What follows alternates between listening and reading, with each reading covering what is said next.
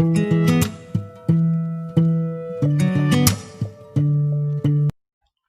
morning everyone. In today's class, we'll discuss regarding the topic amoebiasis. So what is this amoebiasis? Amoebiasis, it is a common infection of human gastrointestinal tract and it is potentially a lethal disease. It carries both morbidity as well as mortality, and it is distributed all around the world, and it is a major health problem in China, Africa, Southeast and West Asia, Latin America, and especially it is occurring in Mexico. So it is probably the invasive amoebiasis which is accounted about 70,000 deaths in the world. The prevalence rate vary from as low as 2% to 60% or more in areas devoid of sanitation. Where the sanitation is low, there the prevalence rate is high, and where the sanitation rate is higher, the prevalence rate is lower. And studies in parts of Africa, they have recorded that infection rates of 28% in Sudan. The term amoebiasis, it is defined by the WHO as a condition of harboring the protozoan parasite Entamoeba histolytica with or without clinical manifestations. So what is the definition of this amoebiasis? Amoebiasis means nothing but the harboring of protozoan parasite Entamoeba histolytica with or without clinical manifestations. It is the symptomatic disease and it occurs less than 10% of infected individuals. It is a symptomatic disease and it occurs only in less than 10% of the infected individuals. The symptomatic group, it has been further subdivided into intestinal and extra-intestinal amoebiasis. Means based on the symptoms, they are subdividing the infection into intestinal infection and extra-intestinal infection. So only a small percentage of those having intestinal infection will develop invasive amoebiasis. The intestinal disease varies from mild abdominal discomfort and diarrhea to acute fulminating dysentery. Extra-intestinal amoebiasis, it involves involvement of liver, means it is causing liver abscess, lungs, brain, spleen, skin, etc. Means extra-intestinal, other than the intestinal, the amoebiasis is going and infecting. If you see here, it is intestinal and extra-intestinal. When they are saying it is intestinal, the organism is pertained only to the intestines. When they are saying extra-intestinal, the organism is going and affecting the other organs such as liver, lungs, brain and spleen, skin, etc. This is extra-intestinal amoebiasis.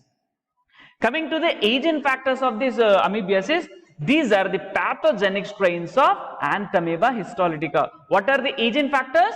These are the pathogenic strains of Entamoeba histolytica. And recent studies have shown that Entamoeba histolytica can be differentiated into at least 18 rhinodems. Means it is differentiated into at least 18 types. The isoenzyme electrophoretic mobility analysis has identified 7 potentially pathogenic and 11 non-pathogenic zymodems.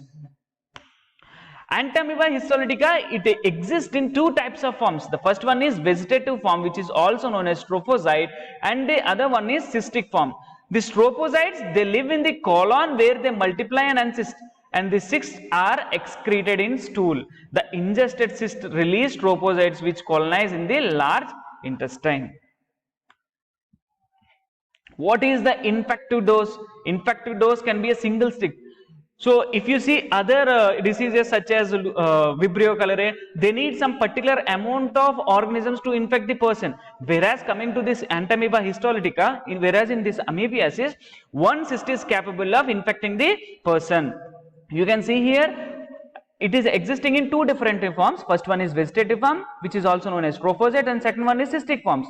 And these trophozoites are living in the colon and they multiply and they encyst. The cysts are excreted in the stool. what is this saying? The cysts which are produced, these are excreted in the stool, and once these excreted cysts are affected to a good human being, means a healthy human being, again the cysts will enter into the colon and they multiply and they encyst and they produce the infection, and one cyst is capable of causing the infection.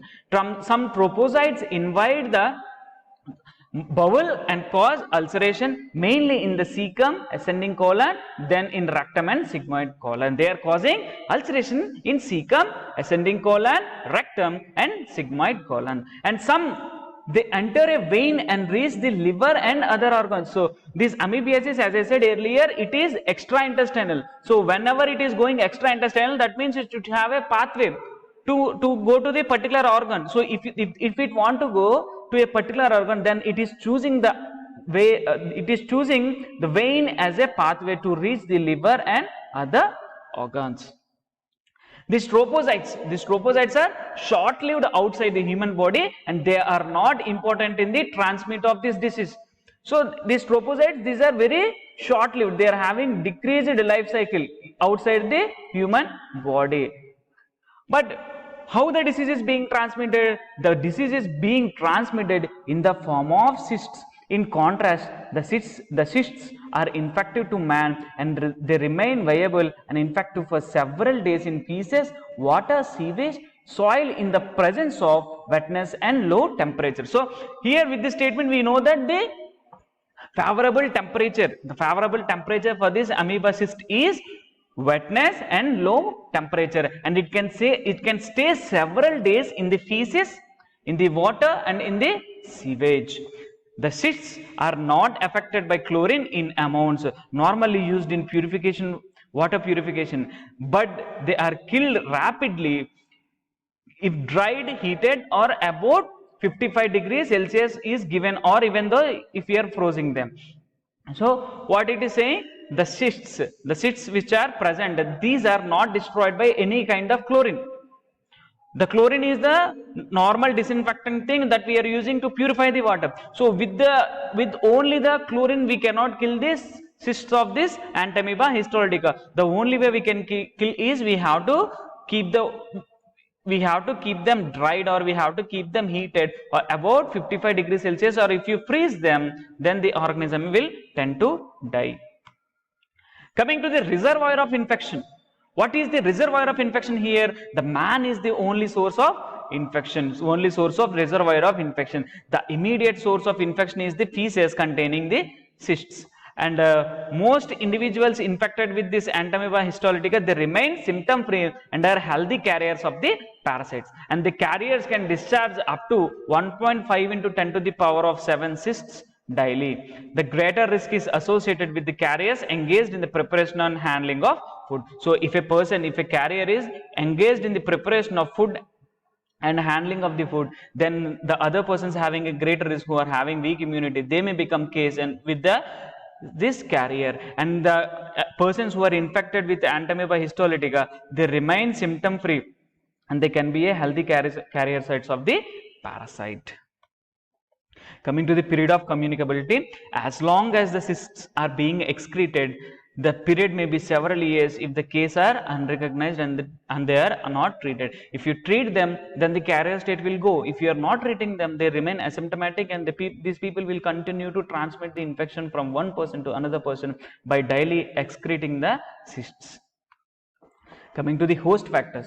What are these host factors? Amoeba, it can occur at any age, and there are no gender or racial differentiations. It is severe in children, old and pregnant women, and protein energy malnutrition patients. And amoebiasis is frequently a household infection. When an individual in the family is infected, the other members in the family are also being affected because of the close contact, and these people will come together at every time. So when a healthy carrier there is in the house, then the person is able to infect the other persons very easily. What are the factors which are influencing the infection? Means stress, malnutrition, alcoholism, corticosteroid therapy, and immunodeficiency, and alteration of bacterial flora. So all these are the factors which are contributing to the occurrence of the infection. Coming to the risk factors, people in developing countries, those who are having poor sanitary conditions, and immigrants from the developing countries, and travelers who are traveling to the developing countries, and people who live in such institutions that have poor sanitary conditions, and HIV positive patients and homosexuals. These people are having more risk compared to the other people. And specific antiamoebic antibodies are produced when they have tissue invasion taking place, and there is strong evidence that cell mediated immunity plays an important part in controlling the reoccurrence of invasive amoebiasis. Coming to the environmental factors,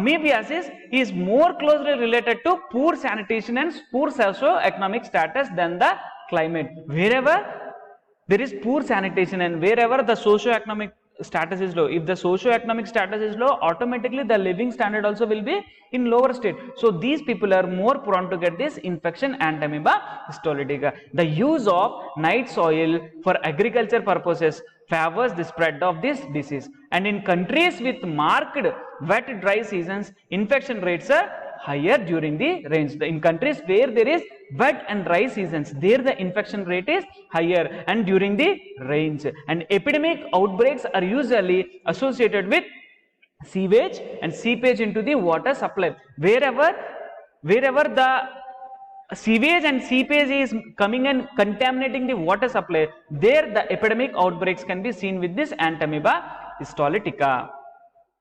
Coming to the mode of transmission. So what is the mode of transmission here? Mainly the water supply. Mode of transmission is mainly the water supply. So the other one is fecal and oral route. Mode of transmission is mainly occurring through water supply, and we will discuss regarding the other routes also. The first one is fecal-oral route. First one is fecal and oral route. Why the fecal-oral route?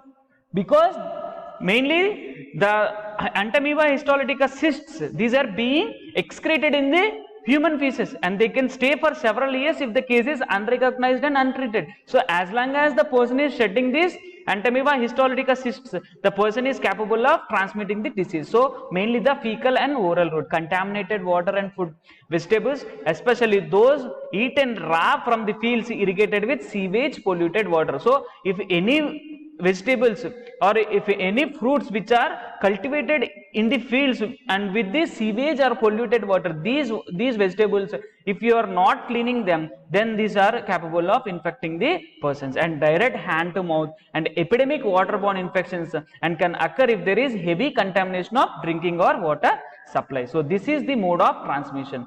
Coming to the other transmission is sexual transmission especially among the male homosexuals, and the other one is vectors such as flies, cockroaches and rodents. These are capable of carrying the cysts, and these are capable of contaminating food and drink. And coming to the incubation period, the incubation period is about 2 to 4 weeks, or sometimes it may be longer time also, and 3 days in severe infection and several months in subacute and chronic form. 3 days in severe infection and several months in subacute and chronic form. Coming to the clinical features, as I said earlier, most of the cases are asymptomatic, mainly in non-invasive form, and 90% without symptoms, and it does not damage any kind of human. Coming to the invasive forms, so amoebic colitis, flask-shaped ulcers can be superficial or deep, and abdominal pain is present, diarrhea is present, blood, fever and tenesmus and perianal ulcers can be seen. And fulminant colitis, it is of less than 0.5%, and here severely ill with high fever, intestinal bleeding may be present, and perforation may be present, and paralytic ileus may be present. Coming to the amoeba, it is an inflammatory thickening of intestinal wall, palpable mass with trophozoites. Coming to the extraintestinal, as I said earlier, it is intestinal and as well as extraintestinal. In extraintestinal, it is affecting the other organs such as liver, pleuropulmonary and brain.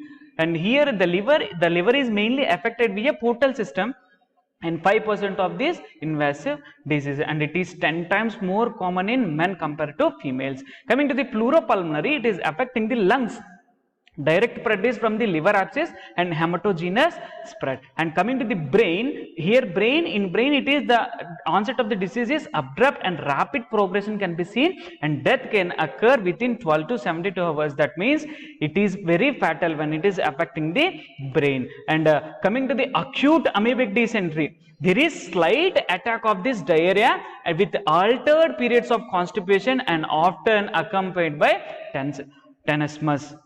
And diarrhea, it can be watery and foul smelling stools, and often they are containing blood streaked mucus. And nausea, abdominal distension and tenderness in the right iliac region over the colon also can be observed in case of acute amoebic dysentery. Coming to the chronic amoebic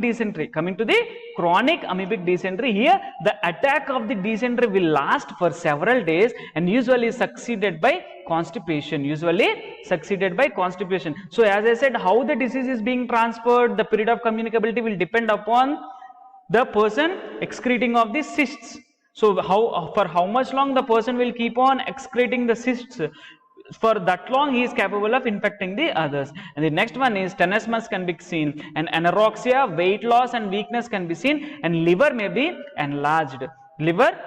And stools at first time are semi-fluid. Firstly we will observe a semi-fluid stool, but later on it will become watery and you can see blood also, and you can see mucus also in the stools. And coming to the sigmoidoscopy, if you do a sigmoidoscopy means nothing but it is a diagnostic procedure where you are using the videoscope to view the colons, sigmoid colons. There you can observe scattered ulceration with yellowish and erythematous border. Coming to the diagnosis here, how you can diagnose means they are using the stool examination they are doing, and since the cysts are being excreted with the stools, you can easily identify with the stools. And next one is demonstration of trophozoites, which are containing red cells in the diagnostic, and they are most readily seen in fresh mucus passed per the rectum. And next one is absence of pus cells in the stools may helpful in differential diagnosis with shigellosis. So if there is presence of pus in this stool, then you have to identify whether it is shigellosis or whether it is entamoeba histolytica, amoebiasis. So in order to find out that, you have to check for the pus cells. If pus cells are observed, then it will be very easy for us to identify whether it is shigellosis or the amoebiasis. So serological tests are often negative in intestinal amoebiasis, but if these are positive, they provide clue to extra-intestinal amoebiasis. Since the amoebiasis is of two types, most of the time it is asymptomatic. So whenever it is going to the extra-intestinal organs such as brain, liver and lungs, then you can identify the serological test. Indirect hemagglutinin test, nothing but IHA. It is regarded as the most sensitive serological test. And other techniques include counter immunoelectrophoresis, nothing but CIE. And the next one is ELISA technique.